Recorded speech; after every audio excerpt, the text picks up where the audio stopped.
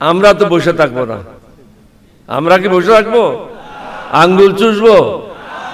আমরা রাস্তায় নামবো। তাহলে কোনটা ঠেকাবেন? দ্রব্যমূল্য ঠেকাবেন, নিজের আসন ঠেকাবেন, না 11 দলীয় ঐক্য জোটকে থামাবেন? 11 দলীয় ঐক্য জোটকে ধাপে ধাপে রাস্তায় নামতে হবে, এটার বিকল্প নাই। সোজা আঙ্গুলে গিয়ে উঠবে না। আপনাদের সবাইকে ধন্যবাদ।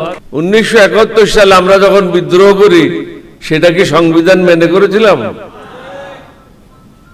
পরবর্তী পর্যায়ে অনেকগুলি কাজ হয়েছে।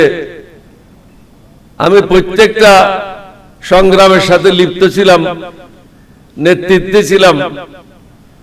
এরশাদের পতন যেদিন হলো, সর্বশেষ মিছিলটা আমিই করেছিলাম, 144 ধারা ভঙ্গ করেছিলাম। এটা কি আইন মেনে করেছিলাম? সংবিধান মেনে করেছিলাম? সংবিধান কার জন্য? মানুষের উপকারের জন্য, মানুষকে কষ্ট দেওয়ার জন্য না। আমরা তো এমন কিছু চাচ্ছি না যেটা প্রধানমন্ত্রীর ক্ষমতা কমে যাবে, স্বরাষ্ট্রমন্ত্রীর ক্ষমতা কমে যাবে, বা কোনো এমপির ক্ষমতা কমে যাবে। এখানে মুশকিল আছে। মুশকিল হলো এই নির্বাচনটা হয়েছে রিজওয়ানা মার্কার নির্বাচন, এবং এখানে শিক্ষিত লোকের সংখ্যা খুব কম। সংবিধান এরা অনেকে বুঝে না। সুতরাং দুই একজনে যেটা বলে সবাই মাথা নাড়ে। এটা হঠাৎ আমার খেয়াল বললো, পাকিস্তানে ছিলাম 50 বছর, 12 বছর। অনেক এমপি ইলেক্টেড হয়ে আসতো, লেখাপড়া জানতো না। অনেকে হুক্কা নিয়েও পার্লামেন্টে ঢুকতো। তো একজনে বললো যে ভাই তুমি তো ঘুমাচ্ছ। বলতে আমি ঘুমাচ্ছি, যখন হাত তুলতে বলে একটু ধাক্কা দিও, আমি হাত তুলে নেব। এখন এরকম হাত তোলার পার্লামেন্ট হয়ে গেছে। প্রধানমন্ত্রীকে চিন্তা করতে হবে যে যতই কিছু করুক না কেন, শেষ পর্যন্ত দায়ভারটা আপনার উপরে আসবে। এটার জন্য আপনি প্রস্তুত আছেন কিনা? আপনার মা বলেছে সংবিধান ছুঁড়ে ফেলায় দাও, না বলে নাই? আপনার যে মহাসচিব আছে তিনিও বলেছেন, আপনার দলের অনেকেই বলেছেন। কেন বলেছেন? এখানে অনেকগুলি বৈষম্য রয়েছে। এই বৈষম্য দূর করলে আপনি নির্বিঘ্নে আপনার কর্মকাণ্ডগুলি চালাতে পারবেন। কিন্তু এখানে ক্ষতিগ্রস্ত হবে কিছু দুর্নীতিবাজ কর্মকর্তা কর্মচারী, যারা আপনাদেরকে করতে দিচ্ছে না। এখন যদি আপনি এটা না করেন, তাহলে কি হবে? এফেক্টটা কি হবে?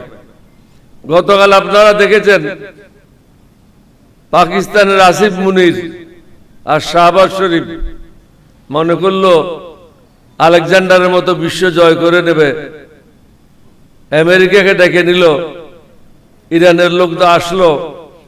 আসলে এটা তারা, আমেরিকার একটা পলিসি ছিল যে তারা হেরে যাচ্ছিল, 10-12 দিন সময় নিল আবার রিগ্রুপিং করার জন্য, প্রস্তুতি গ্রহণ করার জন্য। ইরানও মনে করলো মন্দ কি, আমরাও আমাদের জিনিসগুলি গুছাই নি।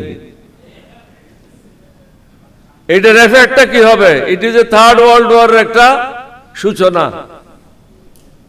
এটার যে সুদূর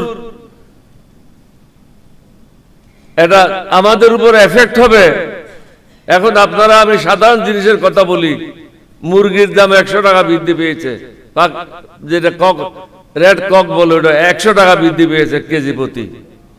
প্রত্যেকটা সবজির দাম বৃদ্ধি পেয়েছে, দ্রব্যমূল্যের দাম বৃদ্ধি পেয়েছে। মানুষের আয় তো বৃদ্ধি পায় নাই। 5-6 কিলোমিটার লম্বা একটা পেট্রোল পাম্পের সামনে দাঁড়ায় থাকতে হয়। যে লোকটা আগে মোটরসাইকেল দিয়ে জীবিকা নির্বাহ করত, সে এখন 2 বা 3টা ট্রিপের বেশি মারতে পারে না। বাকি সময় তাকে পেট্রোল পাম্পের সামনে দাঁড়ায় থাকতে হয়। সুতরাং ইকোনমিক ইম্প্যাক্টটা কি হবে, এই জিনিসটা আপনাকে বুঝতে হবে। এখানে বড়োয়ার সাহেব বলে গেছেন, গত 1.5 মাসে 51,000 কোটি টাকা ব্যাংকের থেকে ঋণ নিয়েছেন, তাহলে পুরো বছর হলে কত হাজার লক্ষ কোটি টাকা হবে? এছাড়াও এটা তো হলো ইকোনমিক সাইডটা, বাইরে যে অশান্তিটা হবে এটা কিভাবে সামাল দেবেন?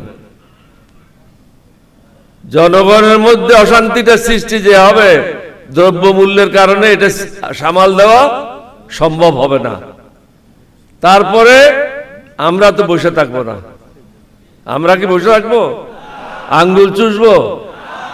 আমরা রাস্তায় নামবো। তাহলে কোনটা ঠেকাবেন? দ্রব্যমূল্য ঠেকাবেন, নিজের আসন ঠেকাবেন, না 11 দলীয় ঐক্য জোটকে থামাবেন? 11 দলীয় ঐক্য জোটকে ধাপে ধাপে রাস্তায় নামতে হবে, এটার বিকল্প নাই। সোজা আঙ্গুলে গিয়ে উঠবে না। আপনাদের সবাইকে ধন্যবাদ।